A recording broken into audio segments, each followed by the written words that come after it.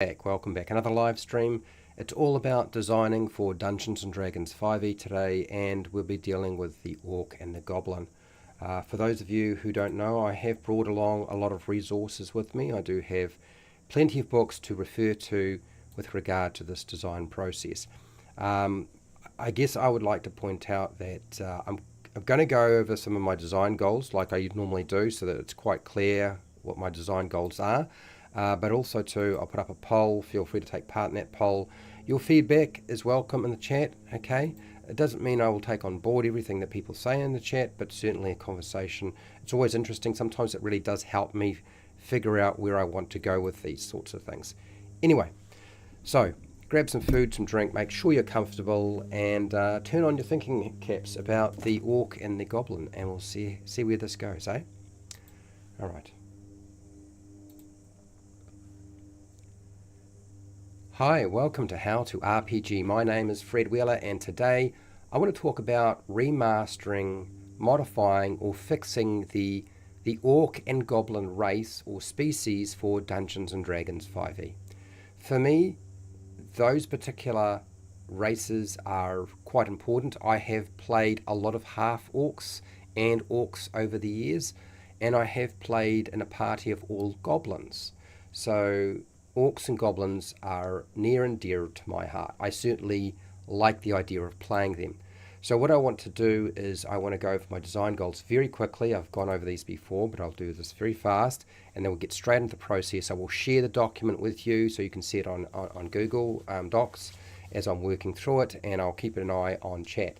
So as in terms of fixing, remastering, or altering the races or species for Dungeons and Dragons 5e, and the orc and the goblin, this is what I'm trying to do.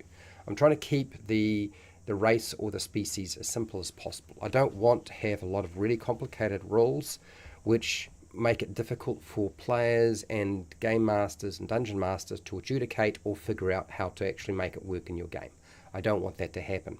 I want to make sure that the races and species have features that are more biological, because I feel like if we're going to be selecting a race or a species, let's deal with the biology rather than the environment, rather than the society they may or may not have been brought up in. When we play an orc or a goblin, we're not necessarily playing an orc or a goblin from the Forgotten Realms, or from Eberron, or from Dark Sun.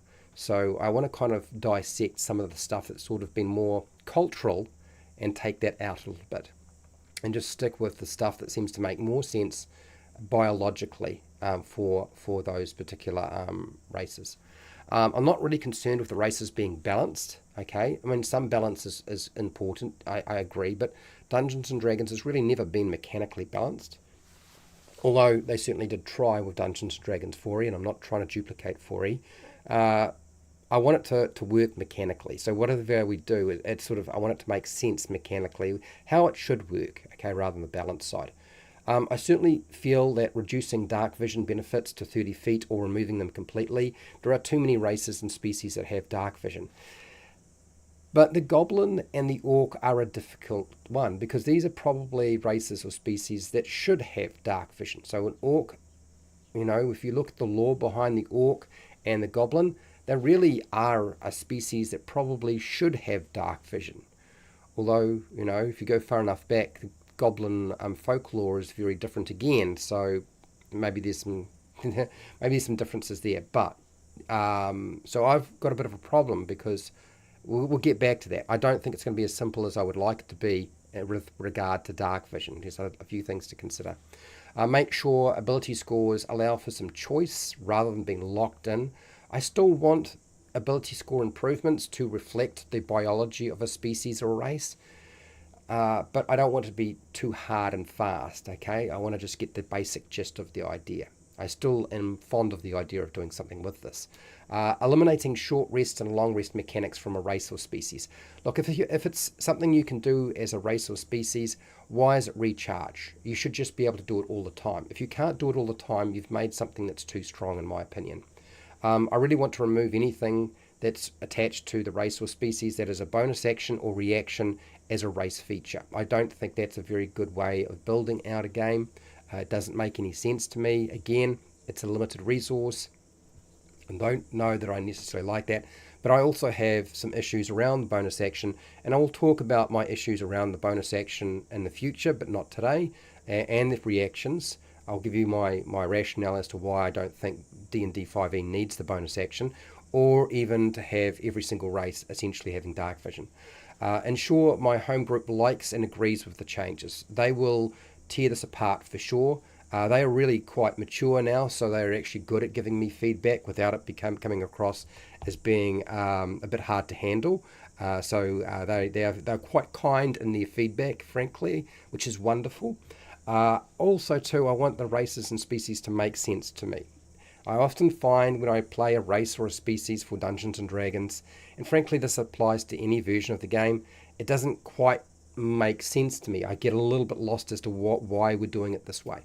So that's everything that's going on in my head with regard to designing today. So I want to say a big, huge hi to those people in chat. We've got Fred Huber, who is a patron. We also have Jeff Bosman. Hello. Have the new manuals come out? No, the new manuals for D&D haven't come out. They won't all be coming out this year. I think some of them will be coming out near the end of 2024, and the monster manual will be 2025. So yeah.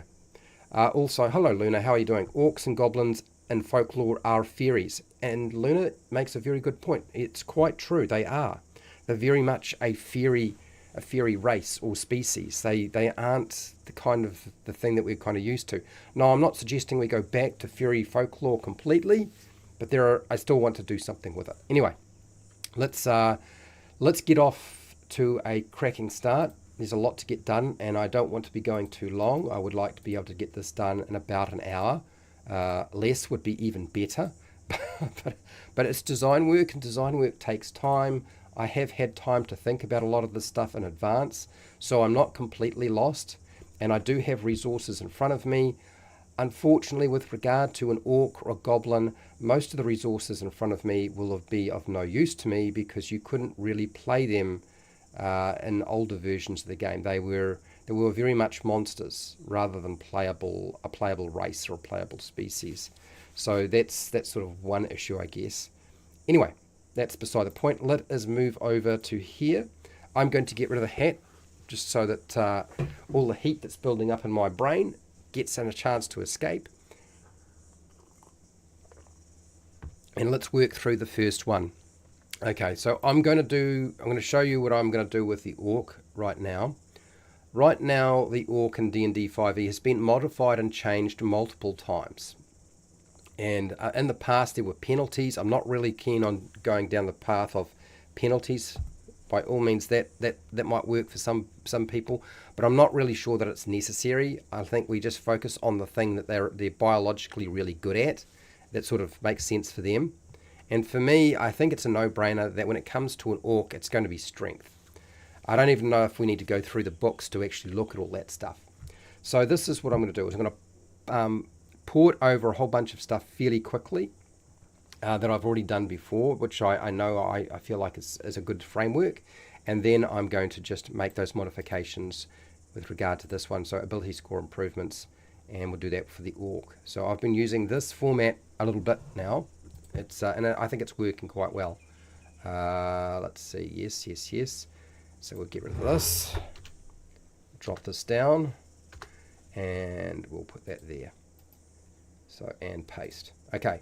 When determining your ability score improvements, increase one score by 2 and increase a different ability score by 1. So that, I feel like, I know this came from Tasha's. I actually don't have too much of a problem with this concept. Otherwise, increase 3 different ability scores by 1. So it's mathematically the same. I was talking to a friend of mine, and he said he'd done the maths, and I knew he had. He said he had done the maths, and they are mathematically the same. And they are. So one ability score improvement must be, now this is Constitution for the Dragonborn, which I did last week. But I don't believe for a orc that that's the thing that stands out biologically for the orc. I think what it is strength. And am I doing the pig-headed orcs? Frankly, I don't care whether you have pig-headed orcs or non-pig-headed orcs. Okay? It's completely up to you. I actually don't really care too much about that sort of thing. How you flavour them and how they look is up to you. Okay, so hello Derp, how are you doing? Hello Pale Rider, how's it going? So let me go here, strength. Now I will put a question mark because I know that some of you will want to have a sort of a say about this and comment, and I'm happy for you to do so. So I'm just taking this line out right now. Okay, so what have you got here? I'm just looking at the, okay, so hashtag, do you think orcs are generally stronger than other races or species?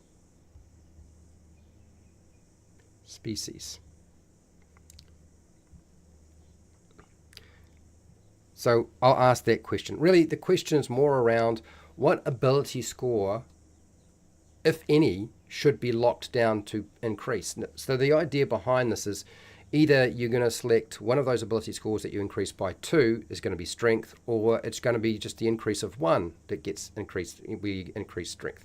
That's really what I'm looking for. So you can put the numbers wherever you like, but one of those numbers is going to be in strength. Do you know? Do you mean? You see what I'm trying to do here? I've gone over this before, so I won't spend too much time on this. I don't think this is a huge factor. Honestly, for me, I don't think that Wizards of the Coast has done anything terribly wrong with the orc race or even half orc. You'll notice that a lot of this here is, it says half orc. I've just gone full orc. I've played so many half orcs in older versions of the game. Going full orc for me is like, doesn't bother me in the slightest. I would be quite happy. Let's go full orc. Why not? Let's go full orc. So orcs mature. Let's just put orcs mature faster. A little faster than humans reaching adulthood. Faster and relatively long lives. It's 25 years. Okay, so that's, yeah. I don't know if we need to worry too much about that aspect of it. Hello, Fred. How's it going? Yes, they are stronger in my opinion. Decado 1629. Hello, how are you? It's been a while. I hope that everything is going well. I know that you don't necessarily play Dungeons and Dragons 5e or even Dungeons and Dragons nowadays. I'm pretty sure that's from the comments that you've left in the past, which is totally fine with me. I totally get it. Okay, I've been playing a lot of different games too, and it's fun. It is. It's fun. Basic orcs in D&D have been strong. In most legends, they are not stronger than humans. Interesting. Yet in D&D, they have been. I'm not a fan of the way Tarshis changes the attribute bonus. I wasn't really sold on it until I came to the conclusion that I wasn't really worried about there being set, you have to increase this and that, or decrease this and increase that. I just felt like I wanted at least something locked in. And for me, I guess for the orc, it was always, they had a powerful build. Their muscles were just, they had more muscle fiber, and the muscle fibers were just larger and fast twitch muscles. Kind of like that. If anything, the orc almost feels like it's an extension of. But I don't know if that's necessarily the case. But almost for me, it feels like an extension of the gorilla. You know what I mean? The orc itself, if I could think of anything, it feels like an extension of the gorilla and the concept of the gorilla. Whether that's right or wrong, that's where my head was going with this. To me, orcs are a monster. I'd take a special group and game for me to see what so this is one of the things too for me is like, I feel like playing an orc is a monster, and you could make a group that just play all orcs or orcs and goblins. I've played a whole game with and adventures with a group of just all goblins. It's a blast. It really is. It's a lot of fun. And I don't think it takes anything away from the game at all, frankly. I just, So let's just keep going here. Size, I'm really not too worried about that. I'm not even worried about sort of the physicality aspect of it. Hello, Jack. How are you doing? Nice to have you. Oh, you do play 5e. I just stopped running it. Fair enough.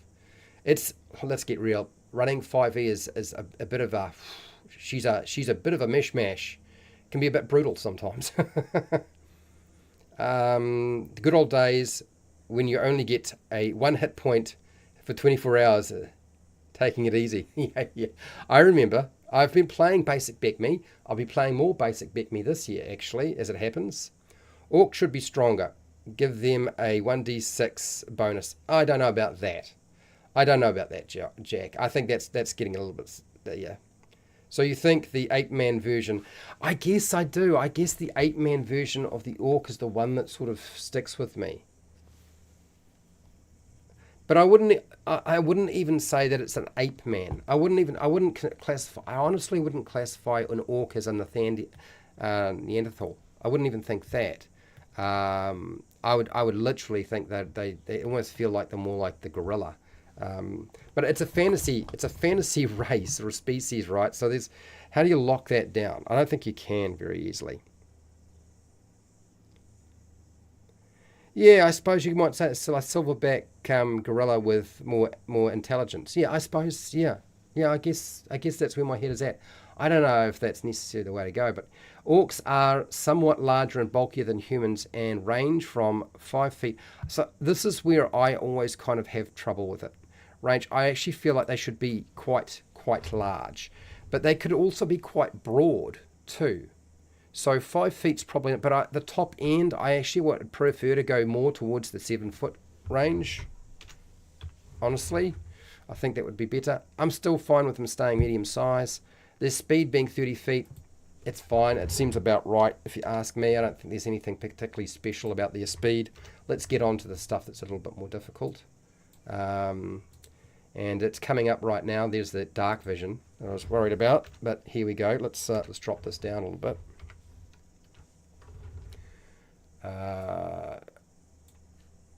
And we've got to change the wording here because this doesn't really quite work for me. Okay, so what I want to do is I'm going to have a discussion about orcs and goblins now and dark vision. Let's deal with that. So this is one of those things where people have different views. I'm just going to express my view, and that's what I'm trying to deal with. So here's my problem with dark vision. If every playable race or species has dark vision, and their dark vision is exactly the same as the monsters that live in the darkness, they will always be able to be on the same, at the same level as those creatures that apparently live in caves most of their life or in the dark and operate at night most of the time. Yet, a playable orc, if you were playing an orc, even if it was a half orc, they're not necessarily spending, although they would have the biology, just like a goblin that spends a lot of their time in caves and a lot of their time operating at night. The biology would certainly be set up that they would have superior vision in darkness and dim conditions. I don't disagree with that. So I believe that orcs should have dark vision and goblins should have dark vision. It's the extent of their dark vision. So I don't want to really make it exactly the same, because if you do have eyes that operate that way, but you spend most of your time, your environment would affect your ability to actually deal with that. Now, you remember I was saying I was trying to stay away from environmental effects and cultural changes and society stuff related to races and species. But this is one time where it's a bit awkward for me. I'm really not too sure. Okay? So what's the counter mark? You say, well, hang on, they've got dark vision, but then we go give them light sensitivity. So if they're in daylight or bright light conditions, then they were going to have disadvantage on perception checks and making attack rolls. And I don't really want to do that too. I can see the point. I can see the logic behind it. I get what we're trying to do there. But again, I don't know that it's a selling point for me complex-wise. It suddenly becomes our orc is all about their vision and almost nothing else. There's so much mechanics built around their vision. So how do you make that simple? Okay, so that's where my head was at with this. So then the other thing that comes to mind is, okay, well, let's give orcs and goblins dark vision, because biologically, apparently, they spend most of their time in the dark, underground. Sorry, I've got gas. So they spend most of the time underground or in the darkness. They have their eyes, biologically set up for dark vision. Okay, great. And we treat them more like dark vision for a cat or a dog. So if we're thinking that way, if I'm thinking in terms of that for an orc or a goblin, does that mean they get 60 feet, which is the same as an orc that spends all their time in a cave? Or do they get a lesser distance, like 30 feet or 45 feet? Is that going to be a better trade-off game-wise and still make it make sense? And that's certainly my instinct to do something like that. Still give them dark vision, but reduce the distance. But then there's this funny thing that happens when you start doing that, right? And I agree. It's not a huge point, I guess. There's a strange thing when you start looking at the monster orc on your stat block for when your players might have to fight them and how they operate. That orc is 60 feet dark vision. Yet the orc that you're playing as a player character wouldn't be 60 feet if I changed it to 30 feet. And the argument can be, yes, they are dark adept, but they're not as good as that particular orc. And we could certainly say that. But I know what my players at the table are going to say, and I know what's going to be percolating through my head is, I don't understand if that's necessarily going to make sense, because what if you're playing with a group who are all playing orcs and goblins, or just orcs or just goblins, and they do spend all their time in the Underdark, in dark caves, and only operate at night? And that kind of throws everything out, doesn't it? It sort of throws a great huge spanner in the works. So although my instinct, and I had been thinking about it for weeks, if probably not months, of reducing the range of the orcs' dark vision from 60 feet to 30 feet. I don't want to give them infravision. I don't want to give them heat vision. I don't think that makes sense. In my head, it doesn't make sense at all. But when I looked at it, I was like, but this is one time where I'm actually thinking, I think it needs to play like the monster. I think the orc, if you're going to play an orc, needs to play like the monster. Now, if we were playing a half orc, which I could structure it as a half orc, but I don't really want to do that. Let's just play full orc. Okay, if you want to have a half orcs, then I'll let the game master make up something else for that. It doesn't need to be part of my problem. It can be their adjustment that they make. You're playing a half orc, your orc abilities are not quite as good as a full-blown orc. That actually makes a lot of sense. I mean, for a half orc, I would have no issue with saying you have dark vision, but it's 30 feet. But with a full-blown orc, no matter the fact that the players are playing it and that it will probably put them on an even par with all the other night vision monsters that they're going to come across, I guess for me, this is one time where I would just like to leave it as is. And I'm probably going to do that because I just don't know that it makes sense any other way. Do you see where my head is going with this? I want to see what the chat have to say about dark vision and orcs. I'm really quite interested to see what you have to say about it. Okay, what have you got here? I might just type in a quick question so that people can respond. Do you think a playable race orc should have the same dark vision as a monster orc? Let's ask that question. I'm kind of curious what people are thinking with that. What have you got here so far? Shy X, hello, how are you doing? Oh, Jack, what have you got here? I think about the Warcraft movie version. Yeah, I mean, I like the Warcraft movie version, and yeah, I guess that's true. I kind of think that way, but also I think in terms of when I think about orc, I think of the Tolkien's orc, and I think of the orc that I saw in the fighting fantasy books that I played as a kid, by Ian Livingstone and Steve Jackson. I think about how they were drawn, and they were very muscular. Although their muscularity they were still lean, but there wasn't a lot of fat on them. They were clearly powerful individuals. Shy X, I run orcs like nomadic tribe and always moving. I would find them more wise living off the land or desperate raiding, raiding villages. I see. 6 to 7 is good. Yeah, typically broad-chested. Yeah, I think that's actually, let's add in broad-chested. Orcs are somewhat larger and bulkier than humans. They range from 24 feet. Are larger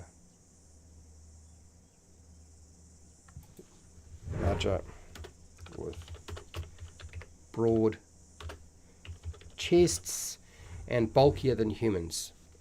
There we go. Thank you for that. Thank you, Fred. Most of the standard PC races should not have dark vision, in my opinion. And I agree with this, actually. I really think that they've got a little bit... They got rid of dim light, you know how low light vision was a thing. Now, I totally understand getting rid of low light vision because it was so complicated. I have dark vision for this person, for this thing. We have low light vision for this. We have normal vision for that. It was a little bit hard to deal with. I totally get why they dumped that idea. But I don't know that I agree with how they finally decided to deal with it. I was behind that in chat, all caught up now. Okay, good. Varies as to legends, whether they spend a lot of time underground, and you can do it either 30 feet or 60 feet. I like the reduced distance. Yeah, I get it, and I totally get this. This is look, the only reason I'm saying I'm going to leave it at 60 feet is because if your orcs in your world operate differently and they don't spend all their time in caves and in the darkness, then the way they see is going to be different again. So I get it. Note that in most cases the DM won't matter if it's 30 or 60 feet. Yes, that's very true. And adjudication-wise, it's really not a big issue. Do you know what I mean? It doesn't create a lot of extra headache for a game master. And generally DMs get, lazy about tracking who has dark vision, what the light conditions are. That's very true. I would say that 5e people have probably got a little bit more lax. I'm not saying everybody does that, but I know that it's certainly, most of the time, even if you have dark vision, right, you should also have disadvantage on a perception check or passive perception if you're dealing with dim light. And if you're in darkness and you have dark vision, you're only seeing as if it's dim light, not bright light. And most people forget that because it's added another level of complexity that people really aren't ready to deal with. And so they just forget it. I get it completely. Yes, I also see that the merit to having dark vision with less range as well. Write it up as a monster and just put a note that I might want to do. Yes, I think that's a smart way. I agree. Pale Rider, that is a good way to look at it. Let's do that. Let's do it that way. Okay. So let's go with here.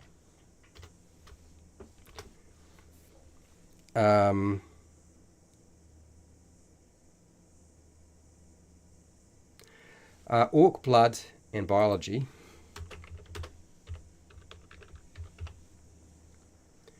Biology.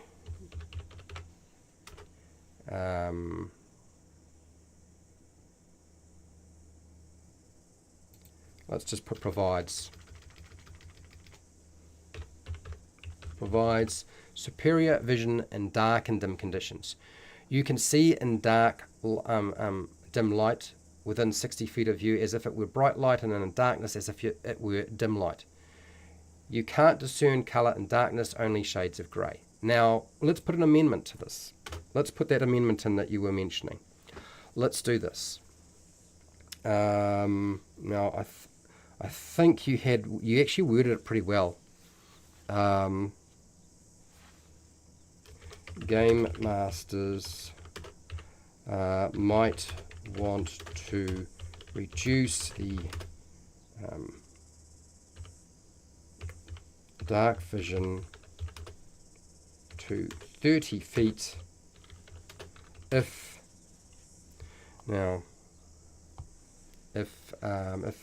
the player spends most of their time in the surface world during the daylight hours, during the daylight hours. Okay, let's do it that way. I think that's a pretty nice little amendment to it. So there is room to go 60 feet and 30 feet. Game master can make an adjudication around that. And yeah, I think that's fine. Let's make it that way. It makes it a little bit more complicated than I would have liked, but I actually feel like it kind of covers what we needed to cover. And I think this is how goblins should probably work as well. So when I do goblin dark vision, that's probably how I write it up. What do you got here? I think dark vision should be removed from the game except for the most dangerous of monsters or monsters that don't need to see. Okay. Interesting negative space. Various tribes of the orcs spend their lives in different conditions which can affect if they have dark vision, and if so, what range. Yeah, and this is what I'm trying to do with that. That's what I'm trying to sort of duplicate here. Also think that orcs and goblins should, what's that, should something? Is that should not be or should be? Shouldn't be playable races, but I think it would be interesting to have some ideas of how to modify the monsters. So first off, when I put in a playable race as an orc, can I make it clear that I always consider every race and every species not just up for grabs? When a game master creates a game world to play in and has a discussion with their players about what they will agree will be the races and species of that world, that doesn't mean that there's always going to be an orc that you can play. I mean, sometimes that just is off the cards. Same as a goblin. Same as a human. You could have a world where nobody's allowed to play a human because there are no humans. Okay? Humans are the monsters. So I'm always open to that being, yeah, let's do it that way. Okay. There does need to be a bit of freedom around how that works. So I agree.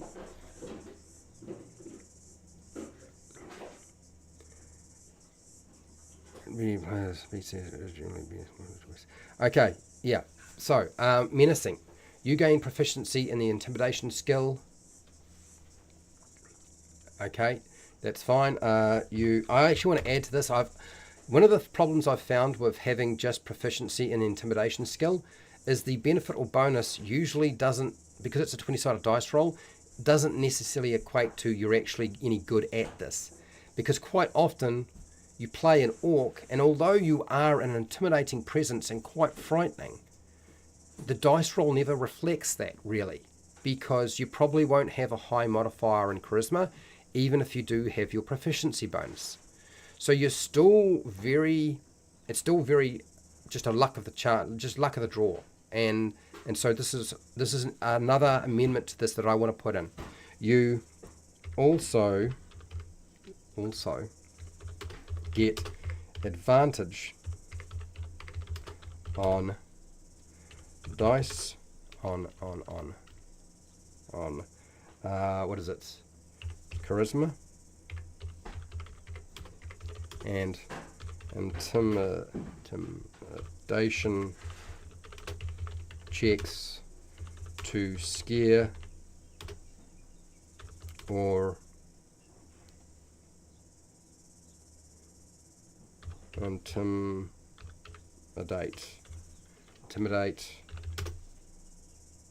another creature. That just increases the likelihood that whatever bonuses and whatever we're trying to do, if we're trying to really make them menacing and scary, now they are probably going to be able to be menacing and scary without necessarily having a high charisma, because intimidation is tied to charisma. It's not tied to strength. It is not tied to the way they look. That would be hard to do. I get it. It would be hard to tie it to the fact that orcs might look a little bit more terrifying than other species. I get it. So how do we do that? And I think advantage is the secret to making that work, frankly. So yeah, that's what we're going to do. I might come back to this and change this. I will put a question mark on that one. But I'm pretty happy with dark vision, so we'll leave that alone. What do you got here? I've had the discussion arguments about if other than the basic 4 should be playable species, it generally ends up being DM choice. Yeah, I mean, I'm not saying that. I always sort of suggest that you should have 5 playable races when you start your game, but that's just me making a suggestion. Honestly, in the end, who gives a toss what I think and what I say? You know, it's really up to the game master and the group of people they're playing with.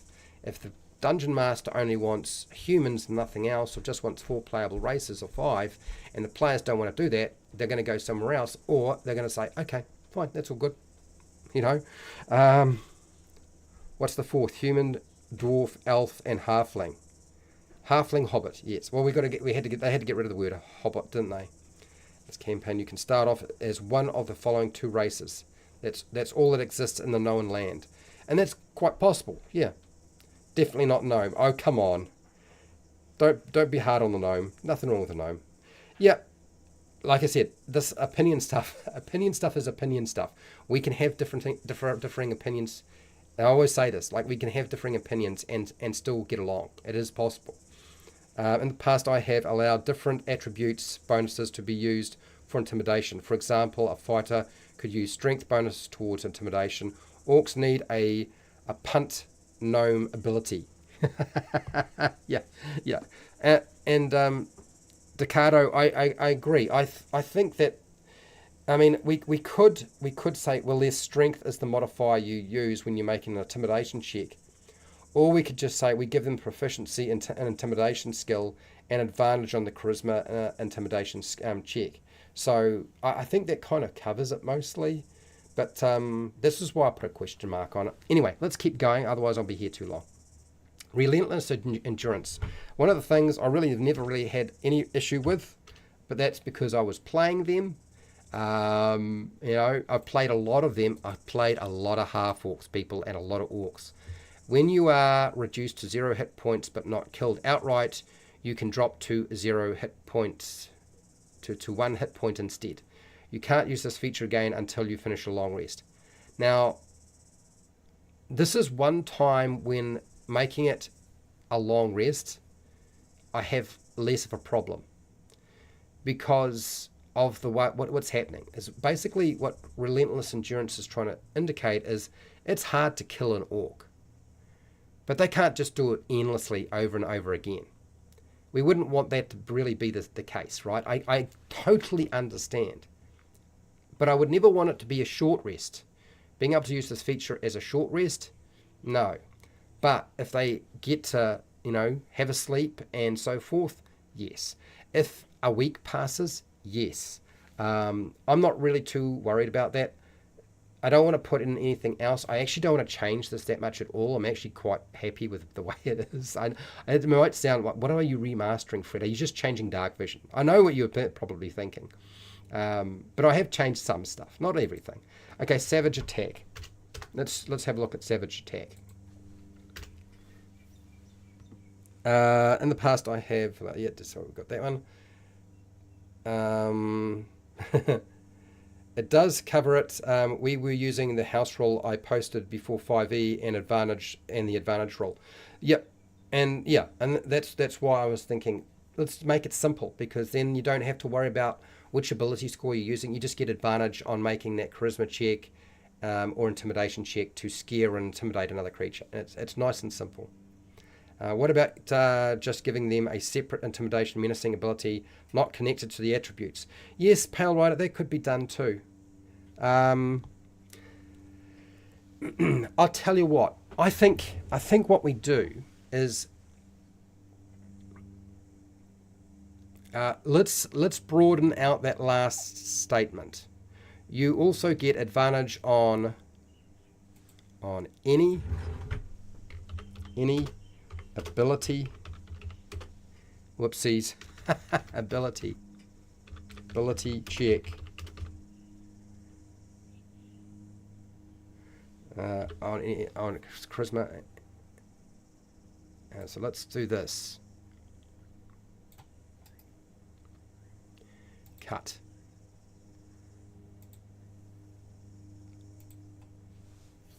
Let's just get rid of the word charisma. Let's just make it super simple. Let's just get rid of it. As long as it's related to what we're trying to do, let's just work with that. You also get advantage on any ability and intimidation check to scare or intimidate other creatures. So whether you're using charisma or you're using the intimidation skill, it won't matter. And that just broadens. Yeah,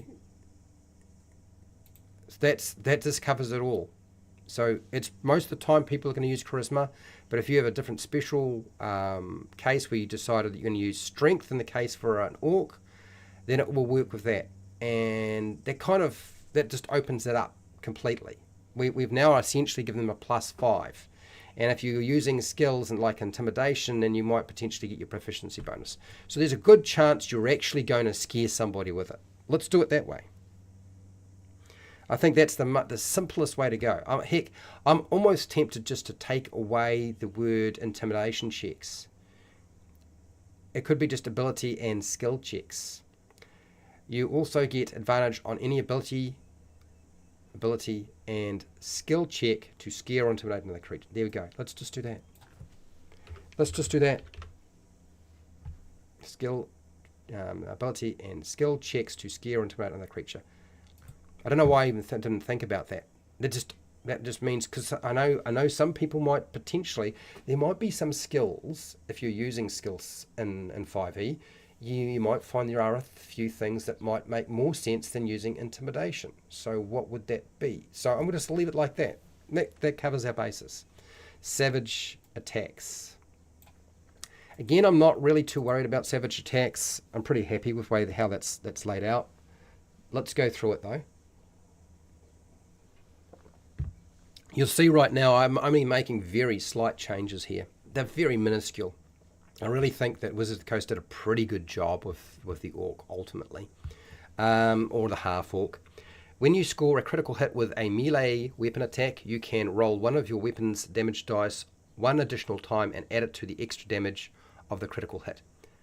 And I've always wondered why that needed to be a thing. So let's think about the relentless endurance. Okay, we could say that's biological, okay? We can say the way they look, menacing presence, menacing, they look, so the way they look is what gives them this advantage. Okay, we've got the dark vision, that's biological. The speed, based off your height, kind of be about that speed, right? And then we've got the ability score improvements, and really I feel like strength is the one to go for, but we'll keep going down here. Savage attack. What is this duplicating? Really what this is duplicating is that when you do a really hard blow, because you're so strong, you will do more damage. It's not going to come up very often. It would be very, very strong as an ability if you could do this on every melee attack. So if it read something like, when you score a melee weapon attack hit, you can roll one of the weapon's damage dice one additional time and add it to the extra damage of the hit. That would come up a lot. That would make orcs like a no-brainer. Like, why would you not want to play an orc, particularly if you're very combat focused? So that would be too much. But this kind of feel like this works because it's a critical hit. Critical hits don't come up that much.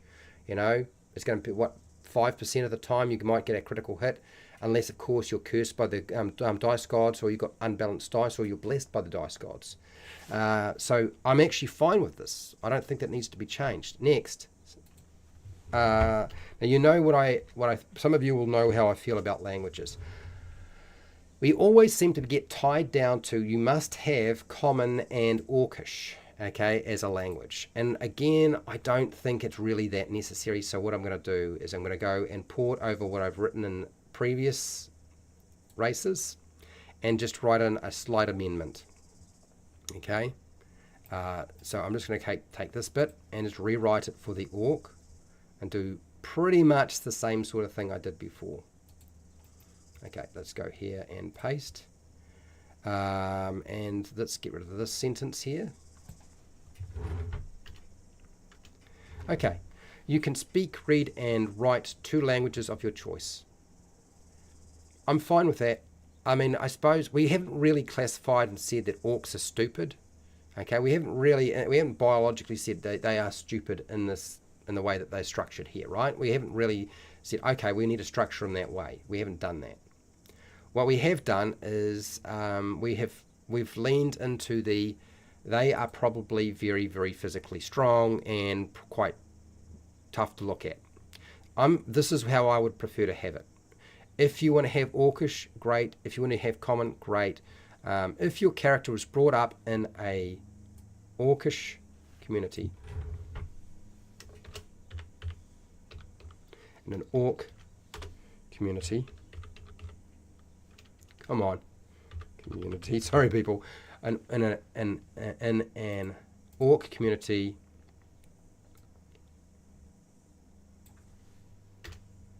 you probably learned Orcish. Orc is a harsh, grating language with hard consonants. It has no scripts of its own, but is written in dwarvish script. That's how I want language to really look for an Orc. I don't know that with all the variations that you guys have in your campaigns, I feel like rather than locking it down to you must have Common, you must have Orcish, there's really no choice. Why do it that way? I mean, it makes sense if you have a common language, maybe a common language is English, and you want to, okay, well, you want to be able to communicate with everybody else. So really, one of the reasons probably that it's been done that way is they've given them Orcish so that it feels more Orcish. And they've given them Common because Common is the language that they're most likely to use to communicate with everybody else. And they don't want people playing a species or a race that can't communicate with anybody because they don't know Common. But if you as a player choose not to have Common and you make that decision, that's on you, okay? But I still want to give them the choice to make that decision. Whether it's a good choice or a bad choice, I honestly don't think it really matters that much. So I'm going to leave it like that for me. Simple as the way. Right, I like to give Orcs dulled down pain receptors. Yeah, and I think the dulled down pain receptors is indicated by relentless endurance. Actually, let's put that wording's really good. Actually, let's put that wording in here. Yeah. So, Orcs, physical. Oh, whoops! Orcs physical nerves and pain receptors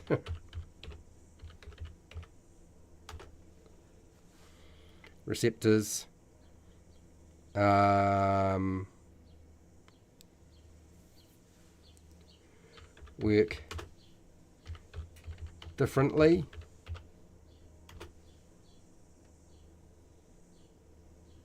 and they work differently. Okay, so nerves, let's get the word nerves, Orcs. Let's do this. No, that's not what I want to do. I guess one of the things I'm probably going to have to go through is one of the things that my players have commented on is there is not enough explanation as to why a race, a class will have a particular ability. And anytime I can put something in there that it does indicate the flavor. Why is it they have this ability rather than this is the ability?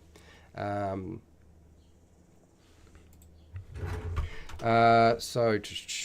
okay, so let's put this. I might add this now to menacing.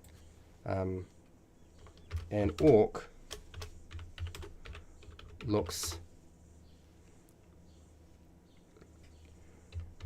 frightening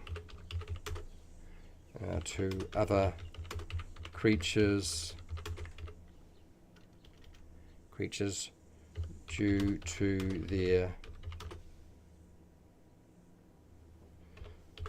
physical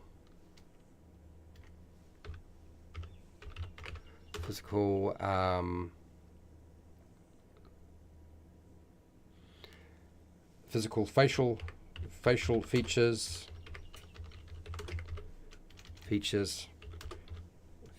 and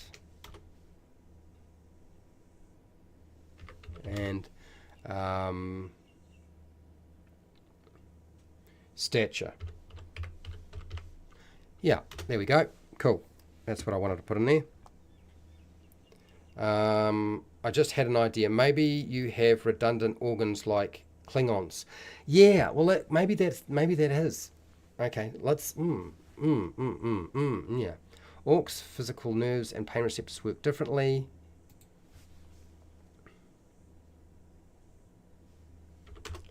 Include,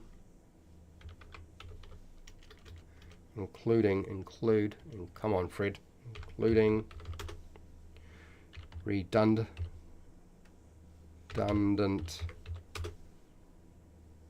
organs.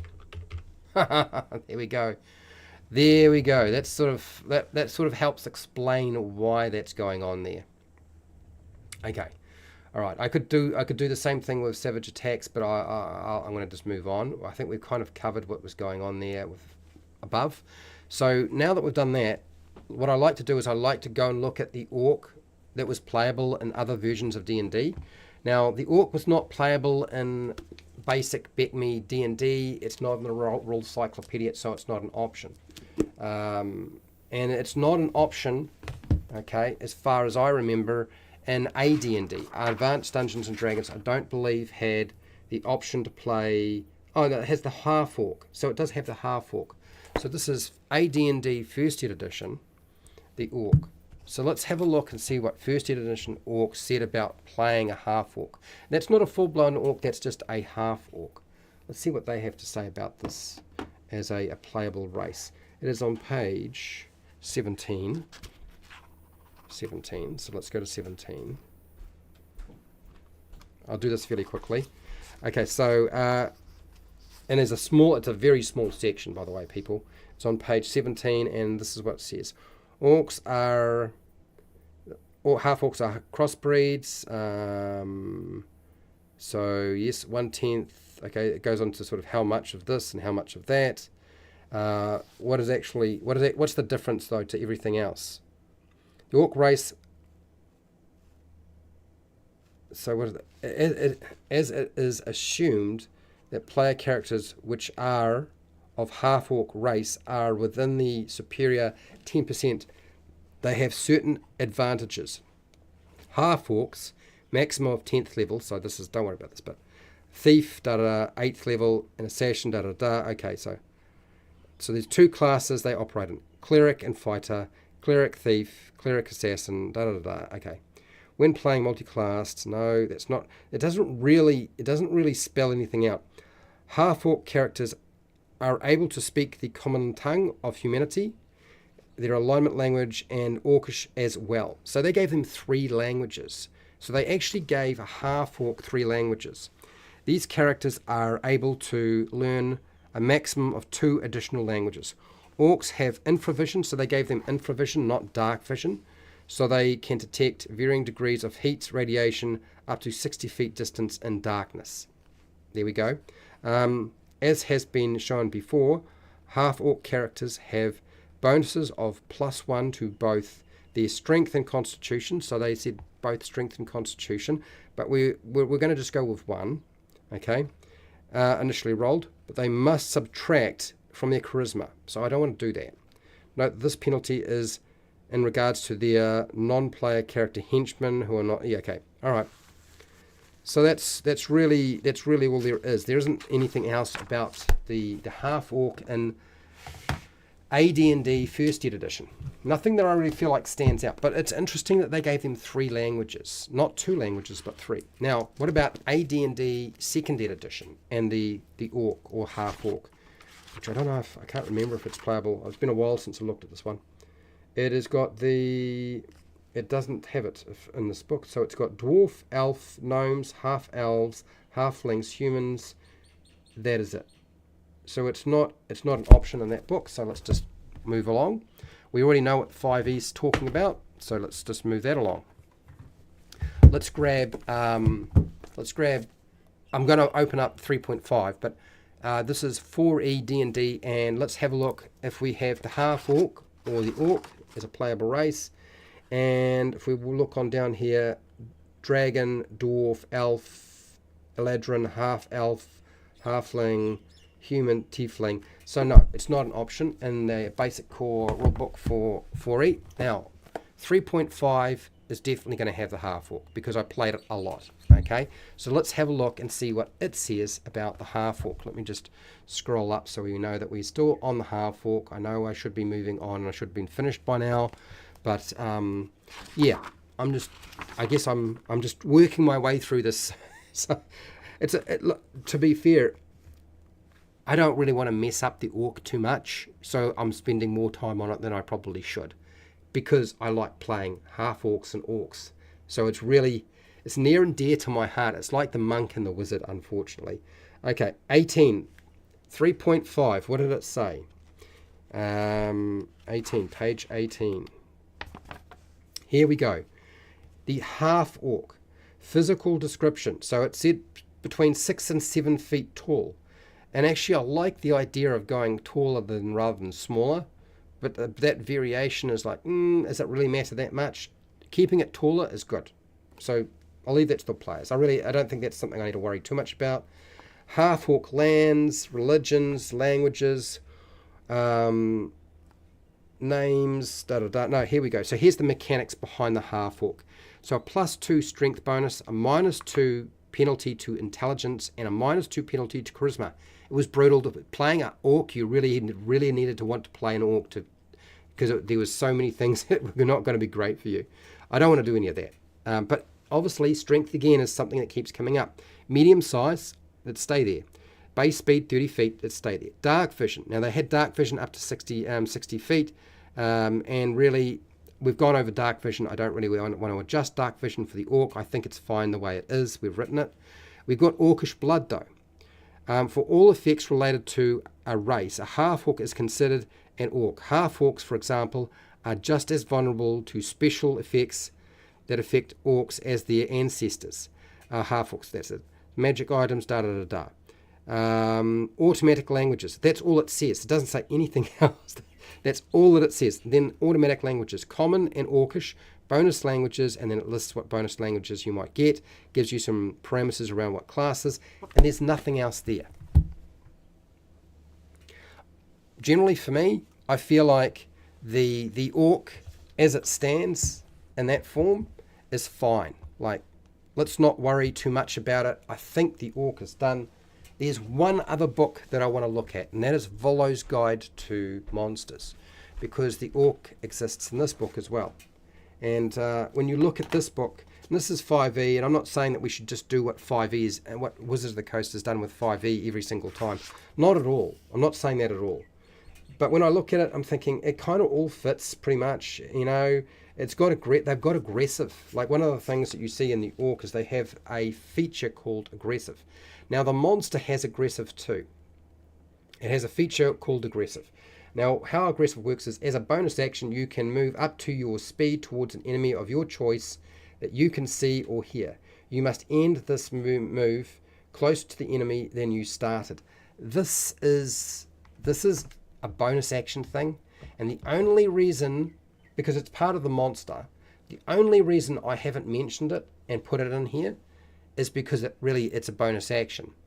And to kind of duplicate this, the smartest way to duplicate this would be, okay, your speed is 30 feet. Let's just make it 60 feet. You're going to move twice as fast as everybody else, which is a huge bonus and benefit. But do I really want to give them aggressive, which is the monster orc version ability, right?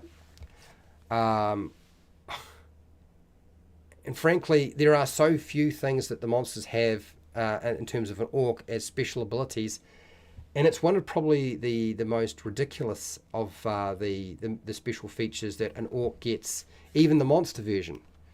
Why is it that they are able to run faster? It is probably the only reason why I have always left it alone. And I don't want to really include it, but I wanted to bring it up. Menacing, it's got menacing, we've done with that. We've got powerful build. You count as one size larger when determining your carrying capacity and the weight you can push, drag, or lift. And this is probably one feature I'm kind of inclined. It's hardly ever going to come up. Do you know what I mean? It is almost never going to come up, but it's probably the only other feature around the orc duplicating the fact that we're kind of thinking orc is strong, orc is tough, they can deal with a lot more, basically because of their biology. It is really the only other feature that I could think of that kind of feels like it sits well with it. But again, does it really duplicate the monster orc, or is it just doing something else? So let me just grab the monster orc and just, because when you look at an orc and you read out what an orc does, like, you know, an orc is almost feels like it's just a heavy hitter bag of hit points in D&D 5e. It doesn't really do very much. It almost feels like it was a last thought in terms of, oh, what can we do with the orc? Not very much. Let's just not worry about it. Honestly, that's how I feel about the orc. So the orc, the only special ability that an orc has is aggressive, which is basically being able to move really fast. That's the monster. Okay. All right. I get it. I get what you're trying to do here. But I also have the dwarf. Now, the dwarf has the ability to carry stuff. So I'm going to put powerful build in there. But I'm like, I don't know. Does it need to be there? Does it really need to be there? Yeah. Honestly, I'm probably going to take it out later on. But for now, I'm going to put it in. Okay. You count as one size. I'm going to have to rewrite a lot of this. Size larger when determining. Hardly anybody uses encumbrance. Determining your carrying capacity and the weight you can push, drag or lift. Let's just do that. It's almost never going to come up. It's almost like a wasted feature unless you have somebody who uses encumbrance. But I thought I would at least bring it up, point it out, talk about it a little bit, just really briefly, and give my thoughts as to my opinion about what's the deal there. Because it really isn't a huge thing. There's actually so little put into what makes up the orc. Is this powerful build biological? Yeah, we know that it's strong, so I guess that makes sense. And it's just building it. So if you use encumbrance, maybe it'll come up. If you don't use encumbrance, it's probably never going to come up. That's all I have to say. Okay, so I've spent way too much time on the orc, and I really should be doing the goblin. But before I do that, I will look at chat so that you guys can comment, and I can see what you're saying. See if there's something I've missed that I needed to consider. Here we go. So we've done this. So we've built out a little bit of like reason why they are able to keep going when they drop to 0 hit points. I've always wanted to have regional religions, but I've never had a game long enough for that to matter. Yeah, and I want that to be open to people to do. So this is why I've written it this way. You can put a note that orcs aren't so menacing to people that often keep company with orcs. Yes, I suppose that's probably the case. Yeah, I could put a note in there. Yeah, I mean, I guess to another orc, I guess you wouldn't really be that scary to another orc. That's probably a very important thing to consider. I was thinking about it, but I didn't write it. So menacing. You also have an advantage on ability and skill checks to scare or intimidate another creature unless they are an orc. And I don't think another orc's really going to be terribly scared of you. I really think that they will be able to deal with because your physical nature is kind of normal for them. They see it in the mirror every day, right? Stature. Okay, so yeah, that's a good point. Thank you for that. I appreciate that. I think that needed to be there. The orc was playable, but you needed the orcs. The Gazetteer. Yeah, I don't have that, unfortunately. Society's acceptance or lack thereof regarding any particular species can change from town to town inside of one campaign. Very true. The advantage on intimidation translate to a +5 to passive intimidation. Shy, yes, I'm perfectly aware, and it's quite deliberate on my part. It's quite deliberate. But, you know, you can use passive checks, but I don't use passive checks anymore. I don't use passive checks. I don't necessarily require a dice roll either. I actually use the ability score.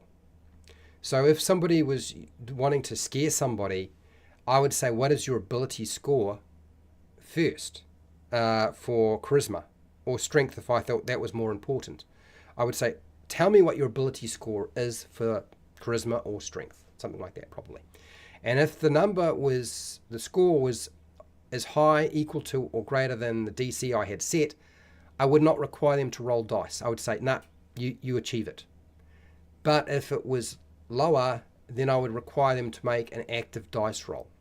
I run my game very differently. I know that other people don't do it that way, but yeah. Here we go. What's wrong with 5e? I blame Crawford for everything wrong with 5e. There's quite a few things wrong with 5e, but you know, not everybody dislikes 5e. There isn't room on the internet for all that is wrong with 5e. There isn't time in this live stream. Shy X, if you want me to tell you what I think the big problems are with 5e, I could, but I've been enjoying not talking about the things I dislike or hate about 5e or another game system or another book. I'm enjoying just talking about the things that I would want to just do and include into my game and change or make. The creative process is far more interesting if it's not just bleh. Do you know what I mean? So, yeah. You're genuinely curious. If I wind up unemployed, then you'll see that video then, I guess. How's that sound? Does that sound all right? I know too much.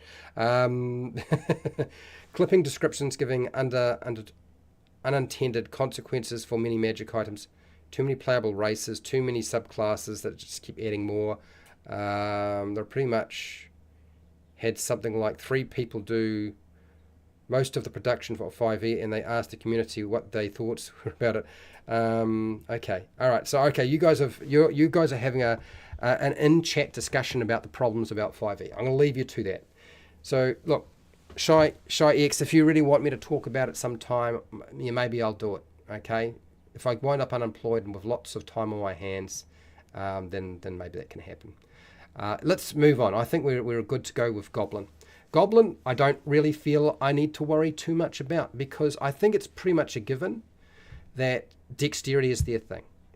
I think it's almost a given that dexterity should be the thing, but I still want that variation. So I'm going to do what I did here. I'm going to just change out strength for dexterity. I've been doing this a lot with the races. I was looking at what Wizards of the Coast had been doing with the various sort of races around ability score improvements. They've kind of shifted ability score improvements away from races completely. I'm not actually against that. You know, that might actually make a lot of sense. You know, it certainly they've put it somewhere else. They've put it in the background. I'm not even necessarily sure it makes sense that it's in the background, but I suppose it could. I want to just make this dexterity. I'm not worried about the constitution. I don't really see that goblins should have an increase to constitution. What's the big... I don't get that at all. Dexterity, though, makes a lot of sense. The goblin is going to be a difficult one because there really aren't that many times that you can play a goblin. They don't come up that often. They're really a monster. They're really a monster. So we're going to have to use 5e and the monster manual for 5e to sort of work with this one. This is one of those times. So I'm going to put a question mark here. We won't have too many books to go through. So that's going to be pretty fast. This here, frankly, I couldn't care less. I feel like this is good. I have no issues with the age. Reach adulthood at 8, live to about 60 years. That's fine. Who cares? That's fine. You might change that stuff up, but honestly, I don't think that's a big selling point for me. And then we have the weight and the height of a goblin, their size being small. Again, I have no issues with any of that. That's cool. Their speed, their base speed. It's interesting that they're small, but they get a speed of 30 feet. So we have to go back to, why is a small creature able to move so fast? And I think what it stems from is it probably stems from the monster manual and the fact that they are so dexterous. So their legs are probably not short and stumpy. Their legs are probably just proportioned perfectly for their size, which means they kind of run like a little terrier, which is still very fast. Now, this dark vision is going to have to come out. So I'm going to just replace the dark vision bit in a second.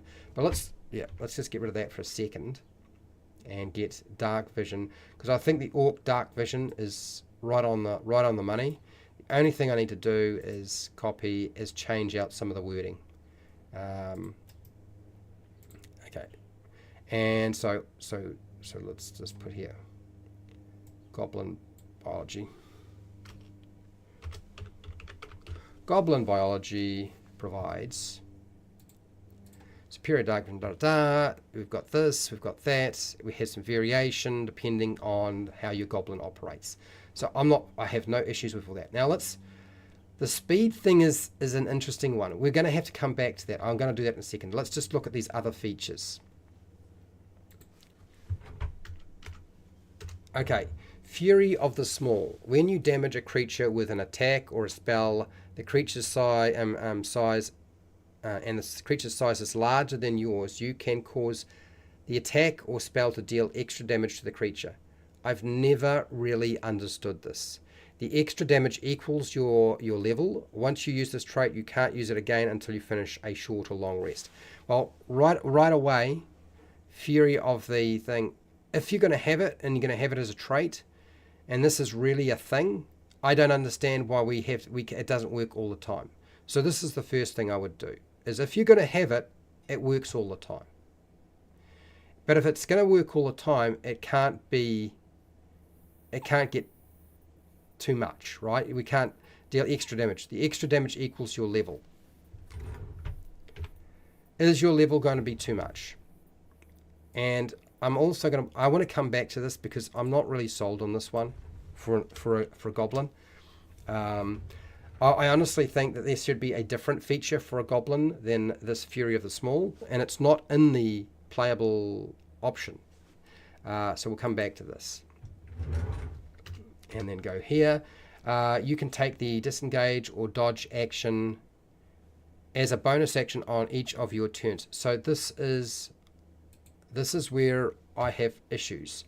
I don't have an issue with him being able to disengage or hide in the middle of a battle.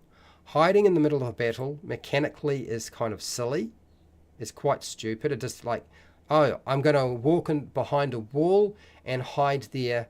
Now I get the benefits of being hidden, provided I roll well enough. And nobody decides to actually actively search because I can't use passive perception in the middle of a battle. A lot of people forget this. You don't use passive checks normally in the middle of a battle. Although, again, passive perception is a game master tool. You can use it however the hell you like, frankly. But here's the other thing, is like, you know that the goblin went behind the wall. Doesn't matter how much they rolled on their dice for their hide check, right? And then the disengage action is perfectly fine. The other thing is, I don't understand why our goblin doesn't have dodge. I really do not understand why we don't include dodge as part of this. Nimble escape. It would make far more sense if you're trying to get out of trouble to not... disengaging is great, but to take the dodge action rather than the hide action. And it's supposed to be a whippy fast creature, so why would you not have that mechanic there? So I would like to add dodge. You can use one or the other. Dodge, disengage, hide action, but I don't want it to be a bonus action. If it's going to even stay and remain in the game, for me, I don't want it to just stay there like that.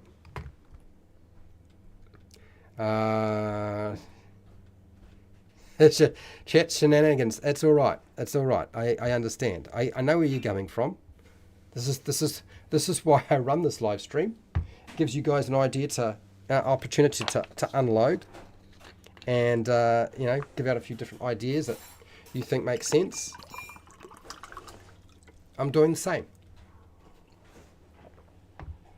Okay, so bear with me. I'm actually pretty close to being finished, whether you believe it or not. Goblins need the ability to go nilbog. Well, they could, but I don't know. I feel like, is it absolutely necessary? I'm not convinced. Easy to make players not want to be goblins. Goblins are accepted at very few towns of business. Yeah, that's very true. Goblins make great stealth mages. This is what, look, your point, you just said the word stealth, and I'm like, why do they not have something around stealth? Because they don't. Or being sneaky. They don't really have that. You could say they have the hide action and disengage action, but they don't really have anything around being stealthy, using the stealth skill, no bonuses or benefits to that. They don't get anything around ability checks around that, and I kind of feel like they should. Fury, yeah, I don't like Fury the Small either. I've been trying to think of how to make goblins more monstrous to get players to dislike them. The only idea I've come up with is to make them incoherent. Yeah. Yeah. All right. Okay, so some typos. Okay, I'm going to just whip past this. Smaller, weak orcs try to outrun a common house cat. Good luck. Yeah, exactly. Their body is set up differently, though. Their legs are the right size to make it all work. Skinny, ugly halflings. Yeah, exactly. Easy to make players not want to play. Yes. Goblins need the ability to go in. Yes. Because forward is better than dodge. Forward is better than dodge. That's right. Exactly. Forward is better than dodge. Oh, God. Nice one. Maybe goblins are somewhat in between goblins and kobolds and are somewhat combat capable and somewhat capable of using traps. Now, you look, I think if you're going to have a kobold, if you're going to use the kobold and it's going to be a playable race or species, I think you need to have some sort of abilities around traps. But is that a biological thing? I am fine with them having the nimble escape, like hiding, dodging, and disengaging, because they are small, they're whippy, they're quick. All of that is perfectly fine. So I don't have an issue with that. What I have an issue is with something else. Okay, and that is the stealth aspect. Is they don't have anything around stealth at all, and yet I think they should. So what I'm going to do here, just bear with me. I'm going to do the same thing I did with the languages. I'm going to just bold this, copy and paste, make some slight adjustments, and go back to the important stuff that we need to deal with. And this is 2 languages, seems fine to me for a goblin. Let's drop this in here, and then go paste. If your character was brought up in a goblin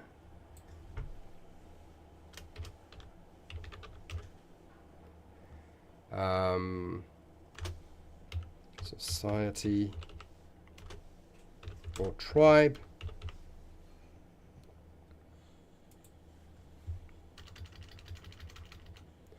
And in a goblin tribe, you probably learned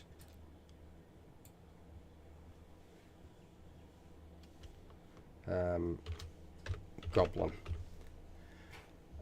So, and then we're just gonna, goblin is, I don't think we're gonna have too much in that. We'll just leave it at that. I'm gonna keep that pretty simple.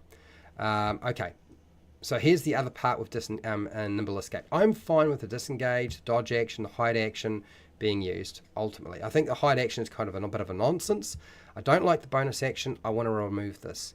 So you can take the disengage, dodge, or hide action as, and I do not want to use this here. I want to get rid of this.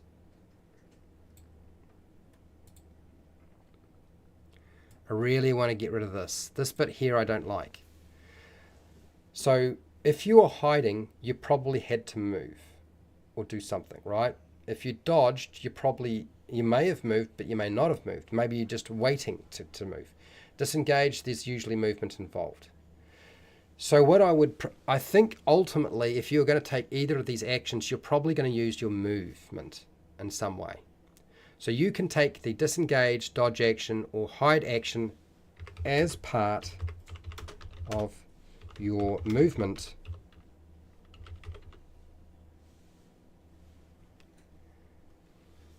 once per round on your turns. So that means that mechanically now, that means that you as a goblin playable race species creature, whatever it is, can, when you use your movement, you can either choose to be disengaging, you can be dodging, or you could be hiding, either at the end or part way through all of that. And you can only do that if you're using your movement. And you can only do that, okay, once per round on your turn. You don't get to do all three, you only get to do one. So you can take either the disengage, dodge, or hide action as part of your movement once per round on your turn. On your turn. On your turns. Okay, so there's no limit to how many times you can do it. You could do it every single round, and most battles in D&D 5e are between 1 and 3 rounds before it's over. You may have a battle that's like a boss battle. It might go for 5 rounds. Heck, I've seen a lot of boss battles that only go for 1.5 rounds or even half a round. It is possible, particularly if it's a solo creature. So this is how I would prefer to structure it to eliminate the bonus action thing. I've always considered bonus actions quite confusing, and for me, this doesn't hurt the game. Now, I know what you're thinking. But Fred, now that means as a part of their movement, they can go dodge, disengage, or hide. They can pick one of those. But then, if you're still using bonus actions in the game, then you can also use a bonus action to dodge, disengage, or hide again. No, it doesn't say that. Okay, because the wording for nimble escape no longer includes bonus actions. One of the things you'll notice with the bonus action in D&D 5e is that most of the time bonus actions are reserved with player characters, and very few monsters ever have a bonus action. Okay, they almost never have a bonus action. So if we write out the bonus action, it never comes into play because it's not part of the feature. And it's not standard to be able to use a bonus action to be able to disengage, dodge, or hide. So it works perfectly fine. And I wish they had written a lot of the features this way. Like, okay, you can do this, but we don't need to worry about the bonus action. It would have eliminated it completely. This is one of the things I need to talk about, is the bonus action. One of the problems I see with it. Okay, now the other thing I want to do is I want to give them the ability to be stealthy, and we don't have anything here. I'm going to write it up, and then I'm going to go through the books again and kind of put forward my 2 cents about how I think goblins should work. Hashtag, let's do this here. How should goblin, how should playable goblins work? Let's hear your thoughts, people. I'm kind of interested to see what you have to say. I know what's going on in my head. I'm kind of interested to see what you have to say as well. Are you going to go negative? Got to go. Decado, sorry. See you later. All the best with whatever you're doing. Indostructo boy, did you just raid me? Hello, Taryn. How you doing? So we've only got what? I think it's just over half a month left. 2 weeks before we're playing. So Taryn is going to be playing basic Dungeons and Dragons or Back Me D&D in about 2 weeks. It'll be the first time he's ever played the game, and it should be fun. Should be interesting. I look forward to seeing what he has to say about it. Stealthy. Okay, so for those of you who have just shown up, I've been working on the Orc and the Goblin for 5e, and we are having a discussion, really. Stealthy, yep. We're having a discussion really about what makes a goblin, and really I've been focusing on the biological aspect. There are some times where it's sort of, for game purposes, it's not going to work. So this is what I would like to do with Stealthy. I almost feel like they should, I don't want to give them proficiency necessarily, because proficiency obviously scales up. And I have to think about this as, is proficiency really a determination of the biology of a goblin? I feel like that is more like a learned skill to a certain degree. So I'm leaning away from doing that. What I'm leaning towards more is the idea of giving them advantage on anything that involves a dice roll when they need to be sneaking around, hiding, and being quiet. I think that makes far more sense. Now, mathematically, the bonus is supposed to be basically a +5. Now, I could just say it's a +5, but, you know, D&D, the idea is to get away from all of those +1s, +2s, +4, +5, and Dungeons and Dragons 5e, and just really try to lean into advantage and disadvantage. So that's what I want to do. No, do not repel the borders. Don't repel the borders. Okay. So because... So let's go here. Goblins are small and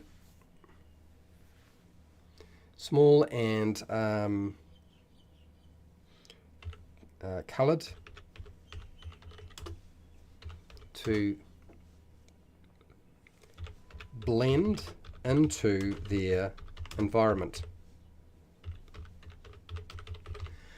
Now, I had a discussion a long time ago with AJ Pickett, Dungeon Dad, I think it was Esper the Bard as well, and what else? And I think Wally might have been there as well. And we were talking about goblins and orcs, and the colorization of goblins and orcs, and how they might be patchy, they might be more camo colored than anything else, based on where they live, and maybe even able to slightly change the pigment of their skin. And this is kind of where my head is going with this. Goblins are small and colored to blend into their environment, including, kind of like the lizard, including the ability to partially change their skin color. Now, the reason I'm putting this forward is literally because of that conversation with AJ Pickett, Dungeon Dad, Esper the Bard, and Wally. And it's always stuck with me, and I've never been sure how to approach it and what to do with it. So this is why I'm putting it here. I don't know if this is really the best way to deal with it, but it kind of makes me feel like this is where the goblin needs to go. I've never really thought, I mean, goblins definitely set traps, but that's not really biological, but this would be biological. because I've written it as being a biological thing. So let's make them really good at this. Let's go. So let's now I had something I was using before, and I think I should port over that concept. Yes, here we go. Let's port over and change mechanically. I want it to work mostly like menacing, the goblin's menacing feature, which I've made a slight adjustment to. That's really what I would like to do here. Not exactly the same, but obviously there'll be some variation on it. But you gain proficiency in the intimidation skill. No, and the stealth skill. You also get advantage on any ability and skill checks to now it's not hide, to hide, sneak,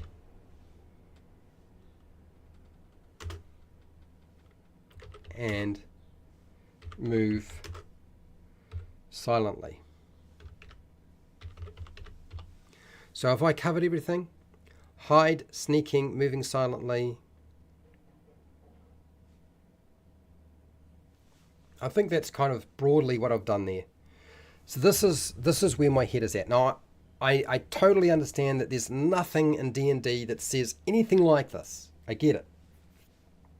Which is why we're going to have to look more at the monster stat block for the goblin, because in many respects, not always should it reflect the monster manual's stat block, but to a large degree, if you're playing a goblin, then it needs to feel more like the goblin rather than something else, right? And I think this is the only sort of rationale that I can see behind that works. Let me just have a look at where you've said in chat, and then we're going to open up some books again and look at the goblin. I have got Volo's Guide to Monsters here. I have the Monster Manual, and frankly, no other book is going to help me because goblins never showed up in players' handbooks other than other supplements usually anyway. So yeah, it's not going to be a huge one. Hello Neil, I just saw you pop into the chat there. You're looking forward to the completed updates to the Goblin? Yes, I am too. And it obviously requires my players who are power gamers to rip it to pieces and point out all of the problems. They will, don't you worry. Here we go.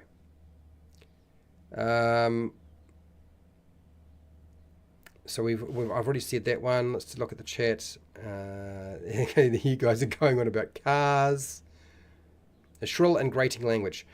Goblin is a shrill and grating language. Let's put it in. Yep. Goblin is a shrill. Is it? You said shrill and grating language. We don't know even. Does Goblin actually have a text? I don't even remember if it has a script. Does it have a script? I don't remember. Okay, what else? The lack of a fleeing mechanic is one of the problems with 5e. Two characters often have the same movement speed. If one of these characters can disengage as a bonus action, then they can do both. Yeah. Exactly. This is, yeah, so you just simply can't escape. Goblins benefit by having the bonus action, but if we tie it to the movement, it won't matter. Move on each of their turns and never make an opportunity attack. So basically, the chase can last forever. For some reason, the designers didn't notice this problem. Maybe it was intended. I don't know. Interesting. Vesin. I have never heard of Vesin. I'm glad you liked it, Dicado. I haven't seen you in my chat for a long time, so I'm glad you made it for this one.